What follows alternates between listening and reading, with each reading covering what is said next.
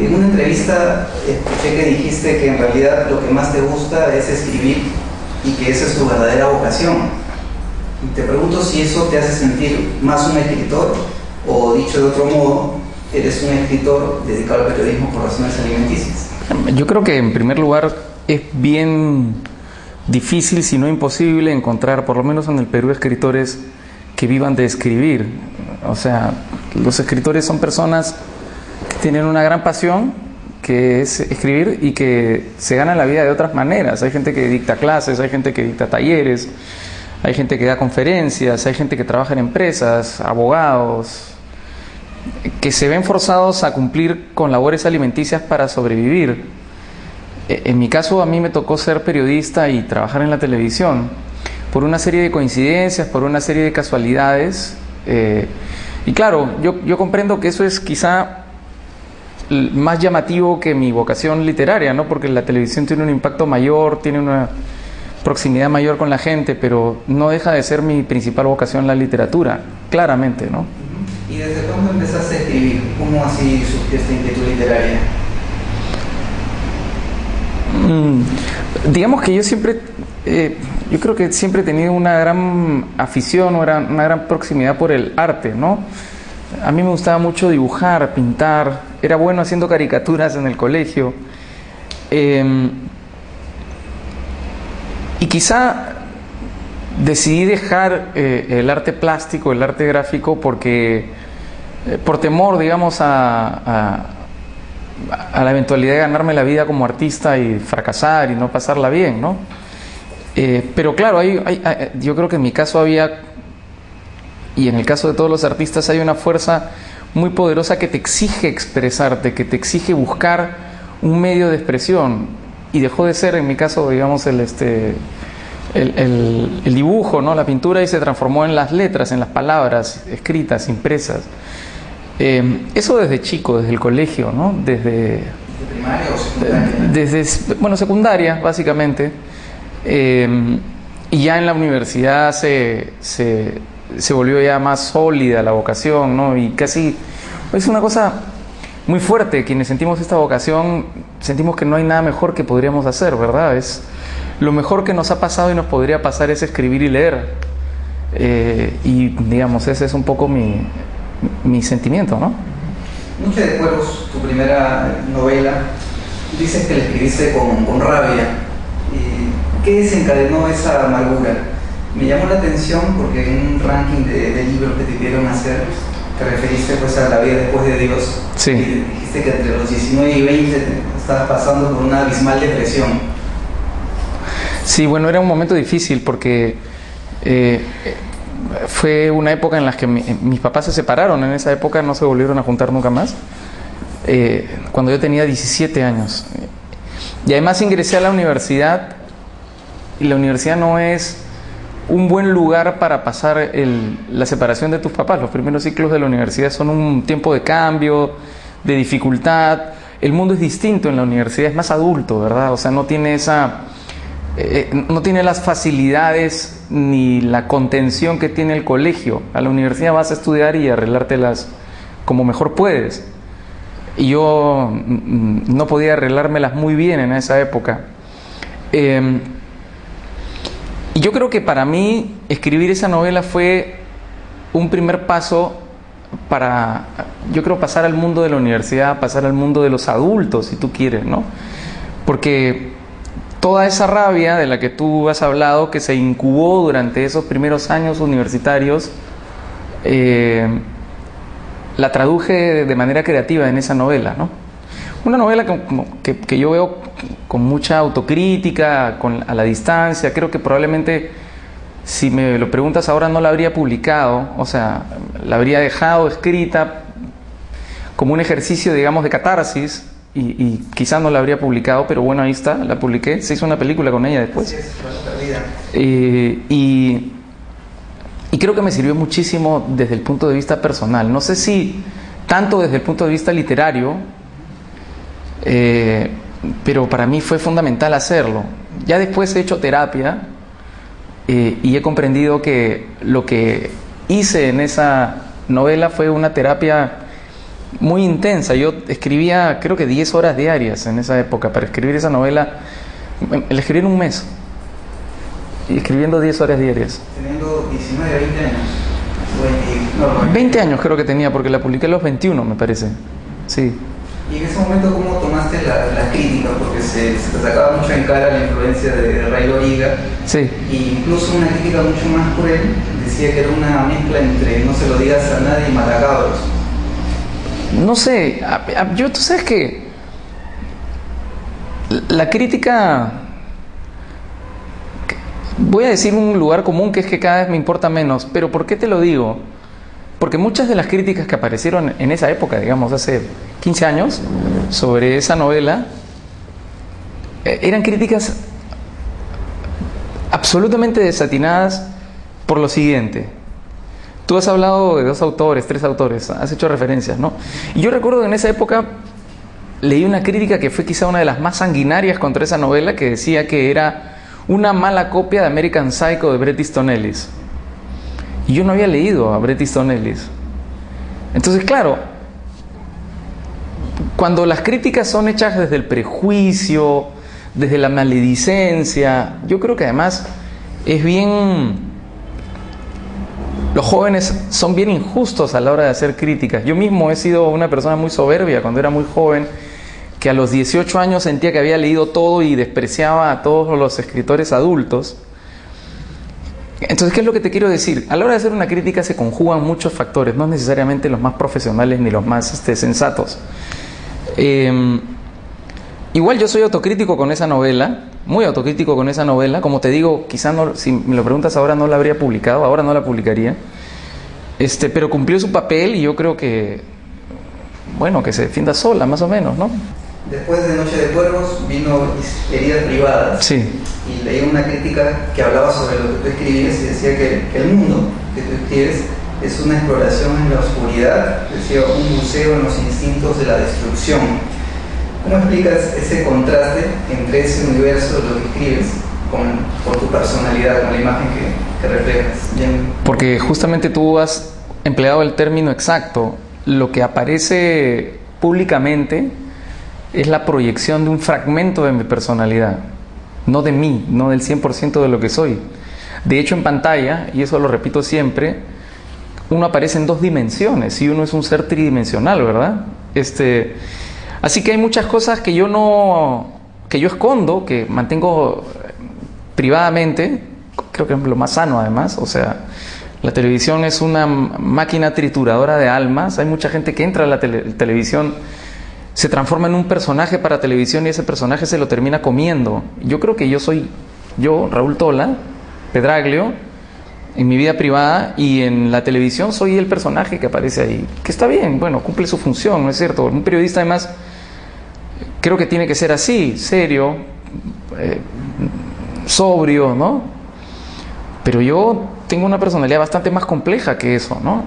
¿Sigues teniendo una visión pesimista del mundo, como lo dijiste? Sí, yo sí tengo una visión básicamente pesimista del mundo, más que del mundo de los seres humanos, ¿no? Ahora, dicho eso, también es cierto que creo que el mundo mejora con el tiempo, no empeora, ¿no? Que este sonsonete que se repite siempre, que dice que, por ejemplo, que los jóvenes ya no respetan a sus adultos, se repite desde el inicio de la humanidad. O sea, nosotros tendemos, por los cambios constantes en los que está metido la humanidad, a ser pesimistas, a ser apocalípticos, como dice Humberto Eco, ¿no? Yo creo que a pesar de todas las mejoras que puedan haber, el género humano es un género bastante más perverso que bondadoso, ¿no? Raúl, tú estudiaste Derecho y decías que estudiaste Derecho para hacer periodismo. Sí. ¿Crees acaso que es innecesario estudiar comunicación, estudiar periodismo? Yo quise cambiarme a comunicaciones cuando estaba en la universidad, en la Facultad de Derecho, porque no disfrutaba estudiando Derecho, porque la pasaba muy mal, era muy mal alumno, porque lo que estaba estudiando no me apasionaba en lo más mínimo. Yo comencé a estudiar Derecho con una premisa: estudiar aquello que menos me incomodaba para ganarme la vida más o menos. Pero estando ahí me di cuenta de que no tiene sentido ese razonamiento, que uno tiene que hacer lo que lo apasiona. Y entonces pensé en cambiarme a comunicaciones y lo consulté con varios amigos periodistas mayores. Y todos me dijeron que no me cambiara, que me quedara en derecho, que el nivel de exigencia de una carrera como derecho y el nivel de conocimiento de la estructura del Estado me iba a servir después, y que todo lo que tenía que ver con la práctica del periodismo lo podía aprender en el campo, ¿no? ¿Se graduó en Derecho? Soy bachiller en Derecho. Ahora, eso no quiere decir que estén mal las facultades de comunicaciones ni la carrera de periodismo en lo absoluto. Lo que creo que quiere decir, o lo que estoy tratando de decir, es que los periodistas, a diferencia, por ejemplo, de las personas que se dedican a otro tipo de oficios como los fabricantes de jabones, son, digamos, profesionales que se tienen que diferenciar individualmente. O sea, un periodista es bueno no por lo que ha estudiado, sino por su pasión, por su dedicación, por su valor, por todos los libros que ha leído, por su sensibilidad, ¿me entiendes? Creo que eso es lo que realmente diferencia un periodista de otro, no su origen siquiera, porque, mira, no sé si una persona que estudia periodismo podría hacer periodismo económico mejor que un economista, ¿no? Es difícil, ¿no? Contaste que empezaste haciendo periodismo en el 93 y te cito como chupe en la revista Sí. Tenía 17 años. ¿Qué aprendiste en esa etapa haciendo periodismo escrito? Quizás si no hubiese pasado esa etapa no estaría aquí hablando de 18 años ya como periodista. 19 años como periodista, porque lo primero que para comenzar, cuando uno llegaba a la revista Sí, y esa es la primera cosa, el primer recuerdo que tengo de la revista Sí, yo nunca supe la dirección de la revista. Quedaba en el Olivar y me bajaba en la avenida Arequipa y empezaba a caminar más o menos por las calles que yo recordaba. Y el sonido de las máquinas de escribir me guiaba hacia la revista, porque la redacción era un segundo piso grande donde no habían computadoras, había máquinas de escribir manuales. Entonces era casi como un murmullo que sonaba en el Parque del Olivar. Y así iba. Y ese es un recuerdo entrañable, ¿no? O sea, de un periodismo que se hacía a la antigua todavía, ¿no? Y luego ya diste pues el salto a la televisión, fuiste uno de los fundadores de Canal N. ¿Tuviste dudas o ciertos temores de trabajar en un medio que era desconocido, nuevo, la televisión? No, al contrario, creo que por el hecho de ser nuevo era especialmente apasionante. Siempre es apasionante fundar algo, ¿no? Comenzar desde cero en algo. Y en Canal N comenzamos todos muy jóvenes, desde cero, sin saber muy bien qué era lo que estábamos haciendo, y conseguimos cosas enormes en esa época, ¿no? Para comenzar, dar un poco de limpieza a la televisión, que ya sabemos todos por qué estaba tan sucia, ¿no? Porque Montesinos aceitaba, para usar un término de reciente cuño, con montañas de dólares. Entonces, creo que hubo una cuota de independencia, de decencia, que fue fundamental para lo que ocurrió después, ¿no? Sin ese pequeño canal de cable, no se hubiese conocido el video Curi Montesinos. Y todo lo que pasó después, la caída de Fujimori, no habría ocurrido. Entonces, nada, nuevamente, ¿no? La suerte de estar en el lugar apropiado en el momento indicado. También son años increíbles, años en los que cuando sale el video Curi Montesinos, la vorágine de información se volvió increíble, ¿no? El Perú dejaba de ser, cambiaba, se transformaba en un país distinto cada 2 horas. Uno no podía desprenderse de la televisión, de la radio, no podía dejar de leer los periódicos, porque siempre se perdía algo. La renuncia de Fujimori, la salida de Montesinos, la vuelta de Montesinos, la captura de Montesinos, la marcha de los 4 suyos, todo eso, ¿en cuánto? En 1 año, 6 meses, cubierto por muchachos que teníamos 23, 24 años. Increíble era. Algunas críticas que te hicieron por tu performance en televisión, leí que reconociste que no tenías, decías tú, esas cualidades de improvisador de Jaime Bailey o ese discurso contundente como César Hildebrand, ¿no? Incluso se dijo que por eso te pusieron como compañera Sol Carreño. Yo no dije eso. Lo que dije es que cuando me decían al comienzo, ¿pero para qué usas prompter? Yo dije, porque el prompter es una herramienta como cualquier otra. Porque en toda la televisión del mundo se emplea eso. Porque Larry King usa prompter, porque todos los entrevistadores del mundo lo emplean. Aquí está satanizado, ¿no? Se asocia el prompter con la estupidez. Yo creo que es una herramienta como cualquier otra, que no tiene por qué estar estigmatizado. Sí creo que hay personas que tienen una gran capacidad improvisatoria, ¿no? Que yo no tengo. Quizá tenga otras virtudes. Y por eso cuando comencé a hacer Cuarto Poder preferí hacerlo empleando un prompter, que yo escribía además. Con el tiempo dejamos de usarlo. Y la llegada de Sol no tuvo que ver con eso, me parece, porque fue el cambio de director de Cuarto Poder lo que significó el verdadero crecimiento del programa, no el cambio de conducción o las modificaciones en la conducción. Por supuesto que el suyo fue un aporte importante, pero creo que el verdadero cambio se produjo cuando llegó Laura Puertas a dirigir Cuarto Poder, ¿no?